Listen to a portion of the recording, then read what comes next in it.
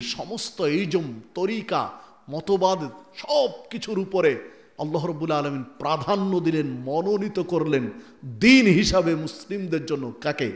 ইসলামকে।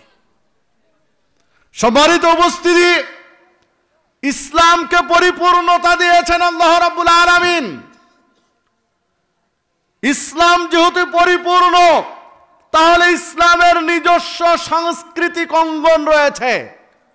ইসলাম ভিখারির ধর্ম নয় যে শুধু ধর্মীয় গণ্ডিটা শিখাবে আপনাকে আর সংস্কৃতি ইহুদি খ্রিস্টানদের কাছ থেকে ধার নিতে হবে। এই ভিখারির ধর্ম ইসলাম নয়। ইসলামের নিজস্ব সংস্কৃতি রয়েছে। ইসলামের যেমন ধর্মীয় জীবন রয়েছে, ইসলামের তেমন অর্থনৈতিক জীবন রয়েছে, ইসলামের তেমন সামাজিক জীবন রয়েছে, ইসলামের তেমন রাজনৈতিক জীবন রয়েছে, ইসলামের ঠিক তেমনই সাংস্কৃতিক জীবনও রয়েছে। কারো কাছে কোনো জিনিস ভিক্ষে চাইতে হবে না। ইসলাম পরিপূর্ণ। ইসলামের যে সাংস্কৃতিক অঙ্গন রয়েছে সেইটা গ্রহণ করতে হবে আমাদেরকে।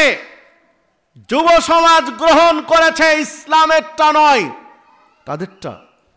অমুসলিমদেরটা। অমুসলিম সংস্কৃতি গ্রহণ করেছে। কিভাবে? দেখুন, যুবকদের চুল কাটার স্টাইলগুলো দেখেন। এক একজন যুবকের চুল কাটার স্টাইল, চারিদিকে চুল নাই, একেবারে জিরো, আর মাঝখানে পাখির বাসা নেই, যেটা ইসলামে স্পষ্ট নিষেধ।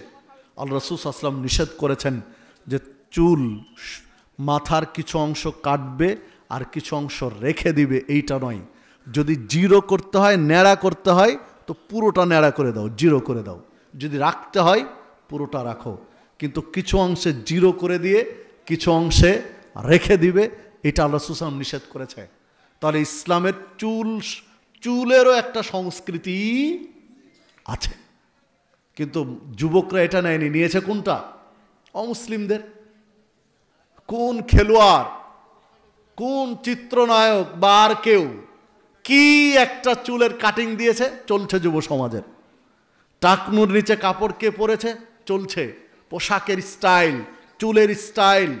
সম্মানিত উপস্থিতি, তো যে কথা বলছিলাম যে সাংস্কৃতিক আগ্রাসন, এটাও যুব সমাজকে নষ্টের দিকে নিয়ে গেছে। এই সাংস্কৃতিক আগ্রাসন থেকে যুব সমাজকে ফিরাতে হবে। সম্মানিত উপস্থিতি, তো যেহেতু আমাদের প্রধান আকর্ষণ চলে এসেছেন, বিধায় আমি সময় আর বাড়াবো না, সময়ও নিব না। আমি 4টি পয়েন্ট নিয়ে কথা বলেছি। যুব সমাজ নষ্টের পিছনে যে কারণগুলো, বিধায় আসুন আমরা এই কারণগুলো একটু চিন্তা ভাবনা করি, বিশ্লেষণ করি, যে নিজের জীবনে বাস্তবায়ন করার চেষ্টা করি।